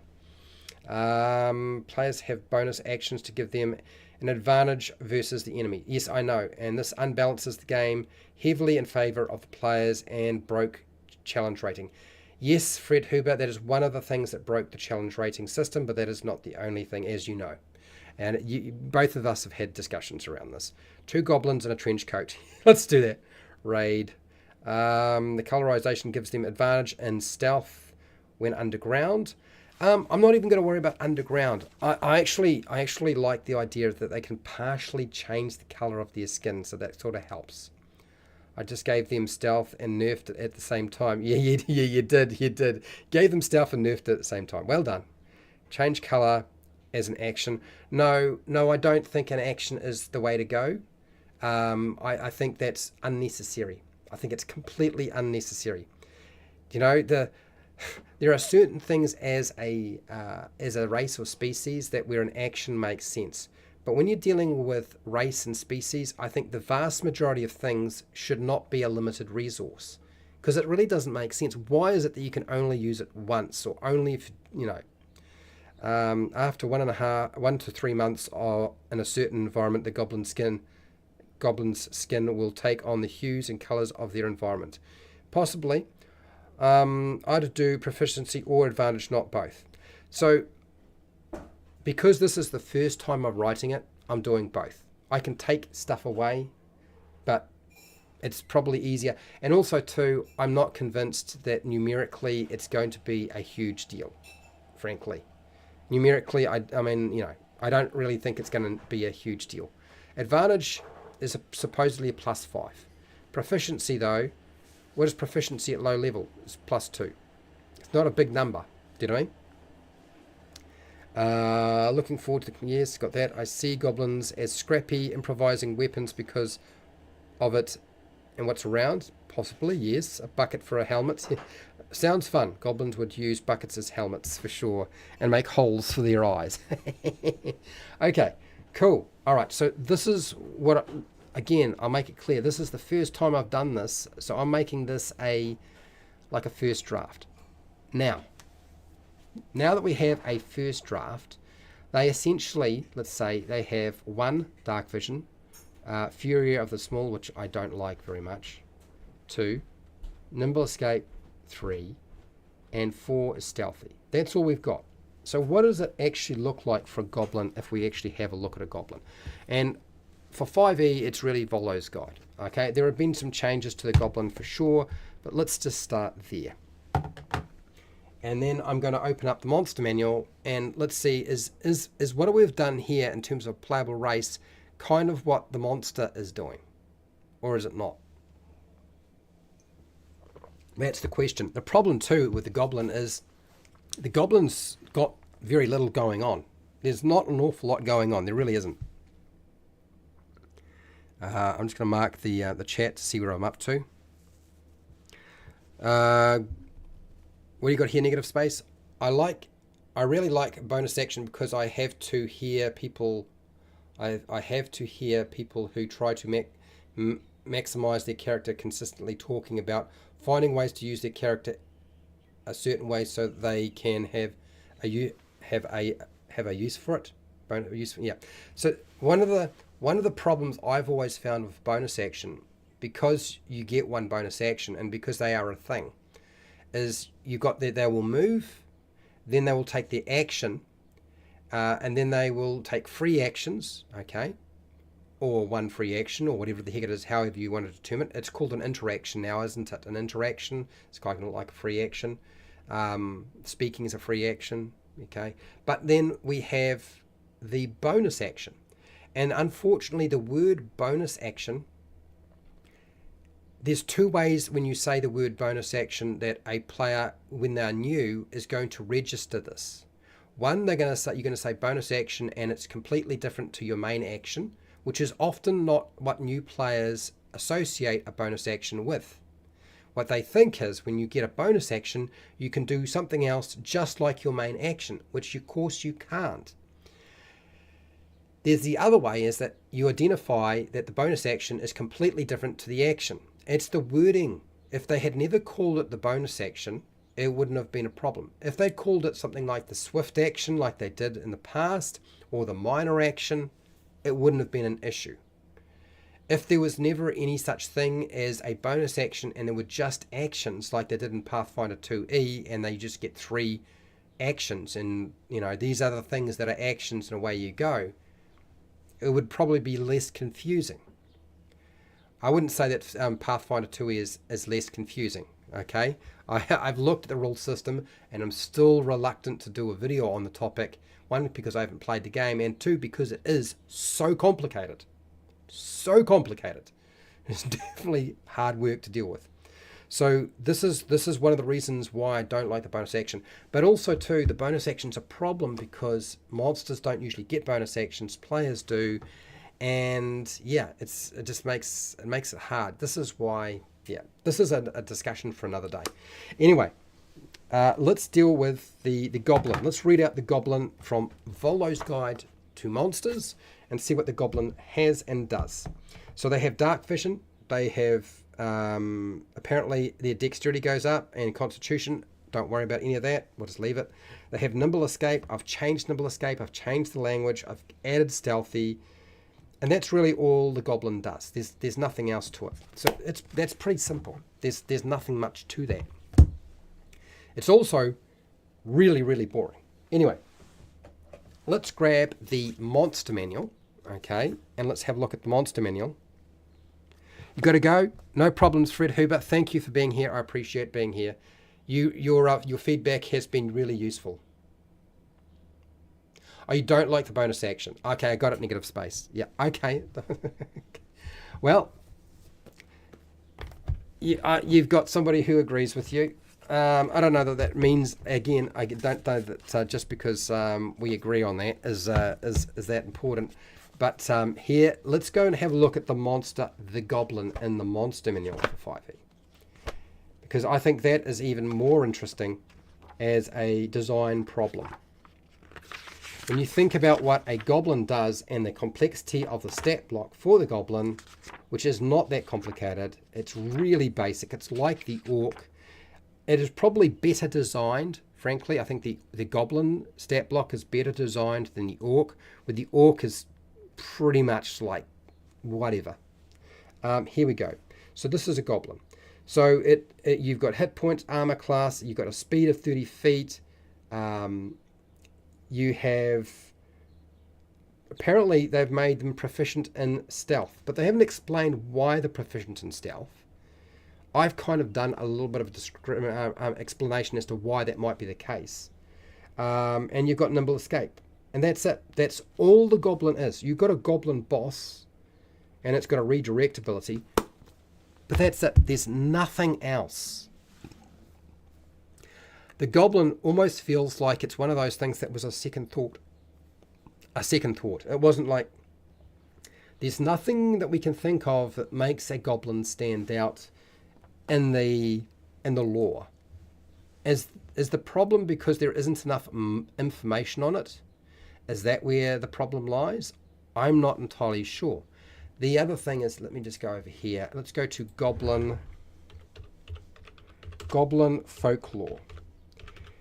If we can't get very much out of what's going on for a goblin from 5e or anything else, really the only other place to go is going and looking in older monster manuals for goblins, right?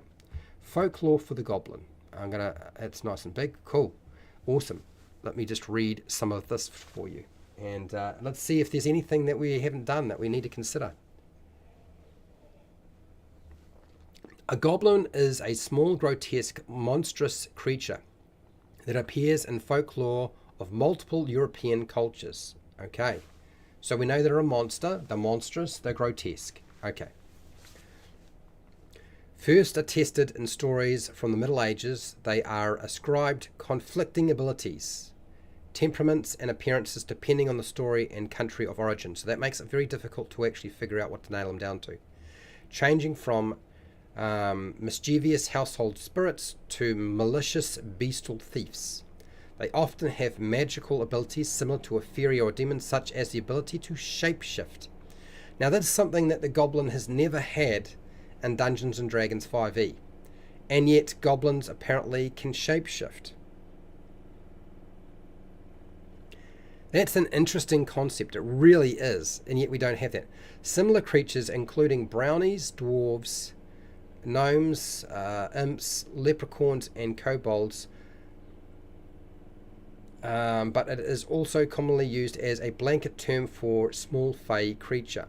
This term is sometimes expanded to include goblin-like creatures or other of other cultures, such as, and it's told us what they are. Okay. All right. So I think that's mostly there, but we're going to go back and yeah, here we go. This is the thing that we need to look at here, right here. I think this is the one.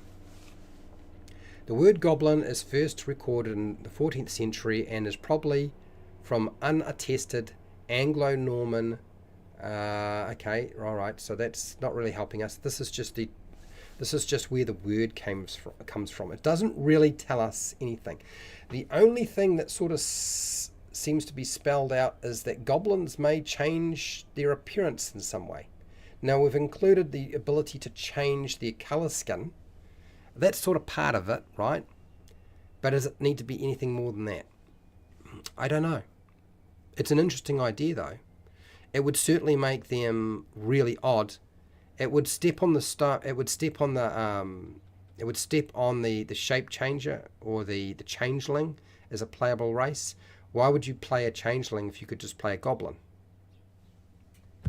Or if you wanted to change the way you appeared, then you could be a goblin or a changeling, a shape changer of some kind.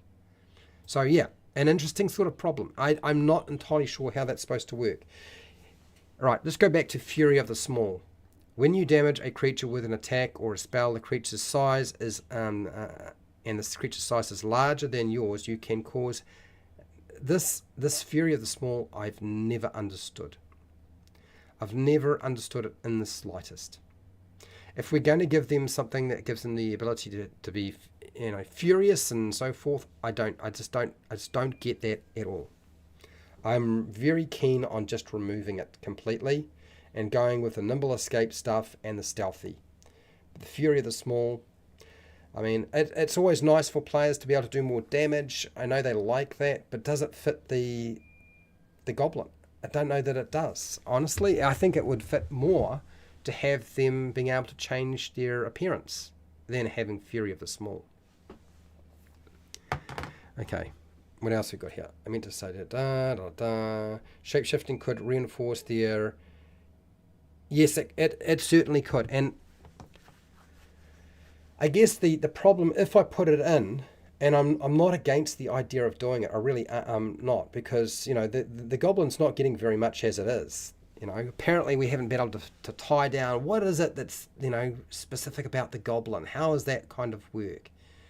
And I think it would be better to remove this and include shapeshift as ability rather than this extra damage stuff.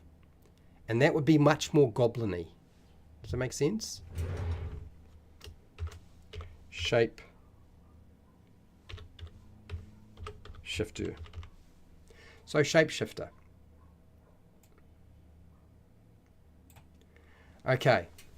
Now the question is, do we need to tie it to them using an action to do the changing of shape? And I don't think it should be that quick. If you're going to give them shapeshifter, I would much prefer the transformation period to be too long to be able to just do it in combat and do it so fast. That transformation, that way that they shape and if they're going to have to shift their bones and change the way that their skin looks, if that's what we're dealing with, and let's say it's magical. Let's say this transformation is magical. It's not a biological thing. It's tied and connected. It's built into their DNA, but it's a magical thing. I think what it needs to have a time frame on it. I think D&D had to make new goblins because in Lord of the Rings there was confusion about what a goblin was and what an orc was. And they are nearly the same thing, going back to folklore as is. Yes, that's very true. That's very true. Uninteresting, which is something like an evil fairy and fae. Yeah, exactly. Then maybe goblins are just weaker orcs, weaker goblins, which is one of the main theories. Yeah. So what we'll do, I think, is let's take the concept of the shapeshifter, and I'm going to grab another book really quickly. Where are you? There we go. I just grabbed a book I don't like, by the way, for those of you who are wondering. I have in my hands Monsters of the Multiverse, one of probably my least favourite books because it really just messes up everything that's been done before. But it would probably allow us a nice simple mechanic that we can port over and use. So, and we have the Goblin in here as well. Page 20 of Monsters of the Multiverse. Goblin. What do they say about the Goblin in Monsters of the Multiverse? What do they do to distinguish them from everything else? Here we go. They gave them dark vision. Okay, we already got that. They gave them Fey ancestry. You have advantage on saving throws you make to avoid or end the charmed condition on yourself. Okay, so Fey ancestry, and they're trying to give them basically some sort of magic resistancy stuff. They've got Fury of the Small, which I don't like. I don't have a problem with the Fey ancestry concept. I'm actually kind of fine with that as a concept.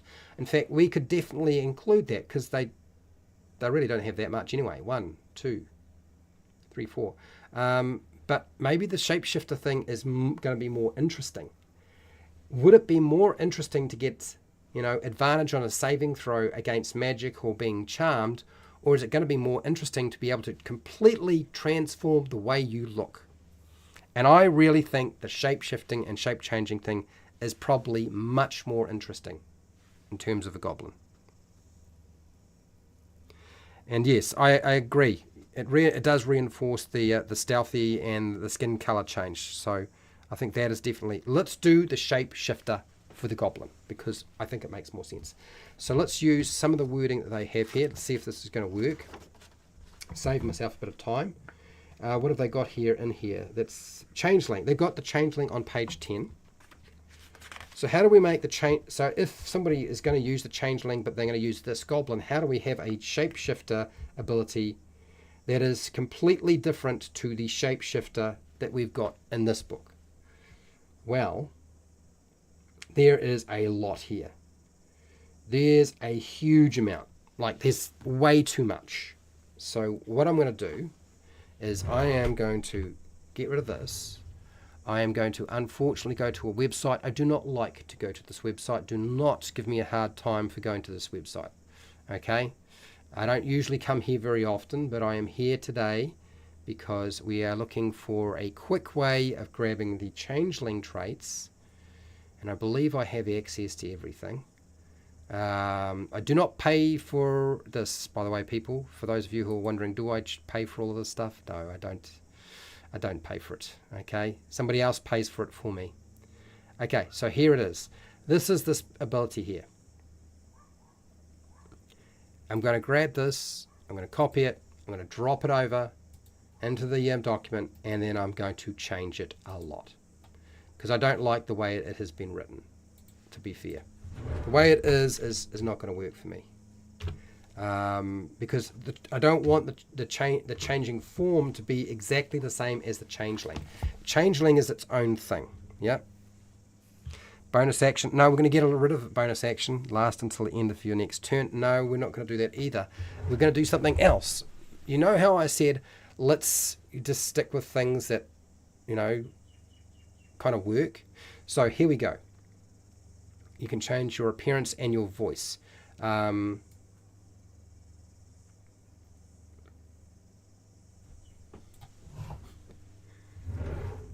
Changing their voice and their vocal cords would still be interesting, but I think that's probably too much.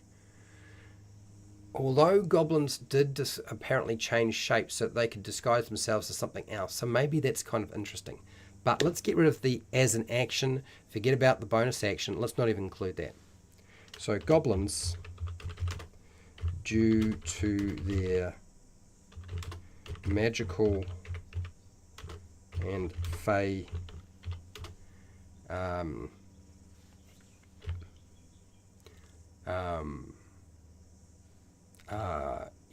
there's a fey what do you call it? What's the word? I could say biology, I could say heritage. Heritage. It's not really the word I'm looking for, is it? I'm looking for a different word.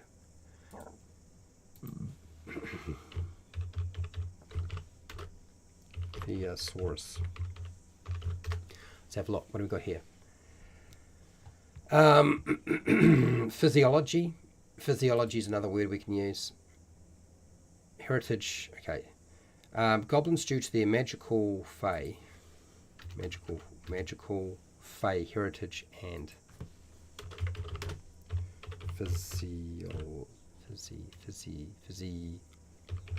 physiology and physiology can change their appearance and voice.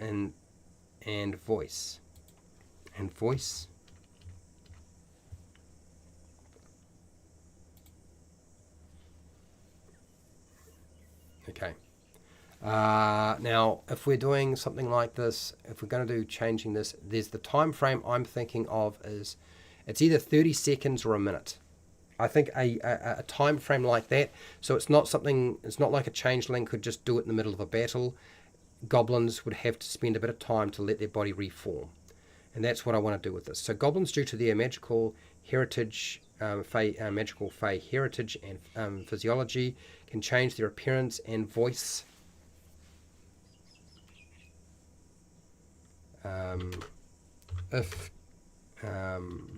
Voice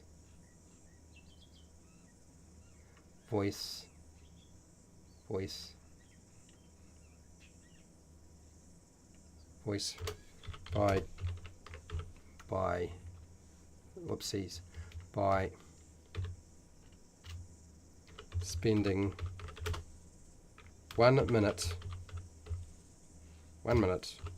to transform. You determine the specifics of the change, including your colorization, hair length, and sex. You can also adjust your height and weight and can change your... Now, this is one part I don't want to include. You can adjust your height and weight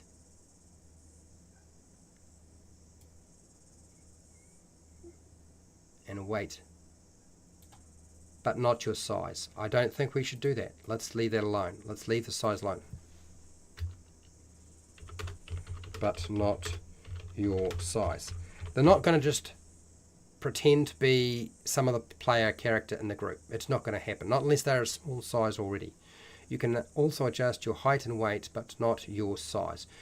You can make yourself appear as a member of another race through none of your game. Okay, though none of your game statistics change. You can't duplicate the appearance of an individual you haven't seen, and you must adopt a form that has the same basic arrangement of limbs that you have. Your clothing and equipment are not changed by this trait. You stay in the new form until you use an action note. So you stay in this new form until you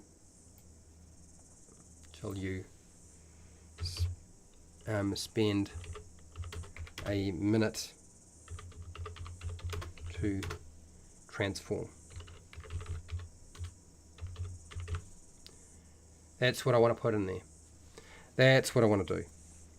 So, ancestry. Yes, I suppose the heritage, ancestry, fae, ancestry. Yeah, yep. That's a better. Let's use that word. Ancestry. Is that correct? Hopefully it is. Okay. All right. So that's what I think the goblin should be. Dark vision, shapeshifter, nimble. You spend a minute transforming. Okay, good, cool. So we've got nimble, escape, stealthy, languages. So that's what we've got here with that one. Now, really quickly, so with orc, we gave them lots of versatility. They can select one ability to increase by 2 and another one to increase by 1, or increase 3 different ability scores by 1. One of them has to be strength. You decide which that's going to be. Okay, all the other stuff is pretty much the same. Speed, dark vision works a little differently in that you might want to adjust it as a game master from 60 feet to 30 feet, but that's really up to you. Menacing, we've got something that really should work fairly effectively, should actually be able to menace something because you've got the proficiency bonus and you've got the advantage on top of that. You've got your relentless endurance, so that if you drop to 0 hit points but you're not dead, you can keep going. You've got your savage attack, which is basically just a build on the fact that you are supposedly so strong, but it only works on a critical hit. So that you can just keep using it. If you get more critical hits, then so be it. Powerful build, just increased carrying capacity, or a better ability to carry stuff. Your languages, you get 2, that's it. Goblins, okay, same sort of thing. The only thing that's different is the dexterity aspect of them. They're going to get, one of the improvements has to be dexterity. We've got the age, size. I'm fine with the size. I'm actually fine with the speed, okay. I'm assuming that goblins' legs are a little bit longer than dwarf legs, and anybody else that moves a bit smaller like a gnome, their legs may be just a little bit structured a little bit differently. Dark vision looks pretty much like the orc. Okay, it's basically 60 feet of dark vision. We've got the shapeshifter ability, which is very specific. You must have a minute to be able to transform. You're not going to be able to just do it at whenever the heck you like. You need to set aside some time to make this happen. It will still be a hugely useful ability. It won't always come up, but it will be a draw point for a goblin if you're playing a goblin. Nimble escape is a bit stronger than it was before, but I've tied it to movement, not to a bonus action. And I've given them stealth. I've made their stealthy ability a lot better. Now, have I over-talked it and made it too strong? Don't you worry, my players will let me know soon enough. They always do. They as soon as we start looking at stuff, even before we start playing, they will always start pulling things apart and pointing out things that I might want to consider changing. So that is what I've been working on today. Thank you for hanging out with me. It's been a long time. We've been going for 2 hours. I spent a long time on this. Possibly because I kind of like doing it, actually. It's quite fun. I'm going to work on the Warforged next time. For those of you who want to be here next week, I'll do the Warforged. And after the Warforged, which I'm not sure how I'm going to deal with the Warforged, but after the Warforged, the Thycreen. For me, the Warforged is just a construct, an automation. So I might even change the name Warforged, because Warforged is really Eberron. I would prefer to just call it construct or automation. It's basically a robot, right? I don't want to call it robot, but construct, automation might be the way to go. Thycreen, insectoid. I would just prefer to just have an insectoid race. It doesn't have to be the Thycreen. And so we'll deal with that one and working through that. That's going to present some interesting issues. I can tell you that now. And later on, we'll deal with some other things that I've put on the list to consider. I tried to pick things that were nice and different from each other, so that if I was to put out this stuff to you, you would be able to sort of look at it and say, okay, I can use this for this game, but not for this game, and this campaign this will work, and my other campaign this won't work. And you pick and you mix and match. So there's some things. So I'm hopefully doing the major work for you. That's the intention. Do you know what I mean? Hello, Calrel. How you doing? It's been fun. Yes, it has been fun. You guys have had some interesting takes on this. I'm hoping that you see some value in some of the suggestions I've put forward. I will reiterate again that when I do anything around design, I'm always trying to make sure it's not a limited resource. Limited resources that you have to track, I'm always concerned about. Because limited resources simply make the game more difficult and there's more to track, and I'm not a fan of that sort of thing. If you like that sort of aspect, that's cool. But if we're going to do resource management, let's keep it to, rations and the number of arrows you're carrying and things like that. If you really must do that sort of thing. Do you think the orc needs fixing for Dungeons and Dragons 5e? So yes, 40%. Interesting. No, 25%. Okay. I wouldn't say that we changed that much, actually. I think we changed very little. Just watching, 20%, undecided, 15% out of 20 votes. We probably changed more about the goblin than we did about the orc. I think that's the thing that I would take from this, is we definitely changed more around that. I'm going to be gone for a couple of days. I will be back, hopefully. I believe I am back in 2 days, and we're doing we're going to make a dungeon adventure in 2 days. I'm going to bring a map already done, already labelled, and you guys are going to help fill it up with all sorts of cool stuff. So that's what I'll be doing in about 2 days. Sunday for me, and probably Saturday for anybody in North America. If you're really, if that's your jam, that's what you can expect. Anyway, I want to say a huge thank you to all of my patrons who support me on Patreon. Yes, when I'm finished with this, I will be putting it onto Patreon. The first draft will go up onto Patreon when I've finished working through these races, along with any class changes that I make. You know, I've been remastering the classes as well. That will go onto Patreon. They already got some stuff there, okay? Thank you to my patrons. Thank you to everybody who took part in the poll today. Everybody who's been watching and listening, I do appreciate it. I want to thank the people who have been in chat. Cal Rel, Shy X, who's been putting in a lot of suggestions and ideas. Pale Rider, Fred Huber, who's already had to go, which I totally understand. Negative Space, and I believe we also have, what was it? Neil Hodgkinson. Oh, Neil was here. Neil Hodgkinson, nice to have you here. I'm really hoping that you like what I wind up doing. Even if, got to remember, it's the first draft. It's probably going to get some changes. And we also had now Decato 1628. Decato. I think it's Decato. I'm butchering it pretty badly, but yeah. So yeah, huge thank you to everybody who's been commenting in the chat, putting in your feedback. I do appreciate it. You'd be surprised, even if I didn't write down exactly what you put down, it does help. Thank you, Jeff and Lunar. I do appreciate it. And Derp, who's also a patron. Big help in all of this. So, wherever you are in the world, whether it be the morning, the afternoon, the night, or the wee early morning, please look after yourself, your family and friends. Be nice to your neighbours. And hey, till next time, keep rolling those 20s.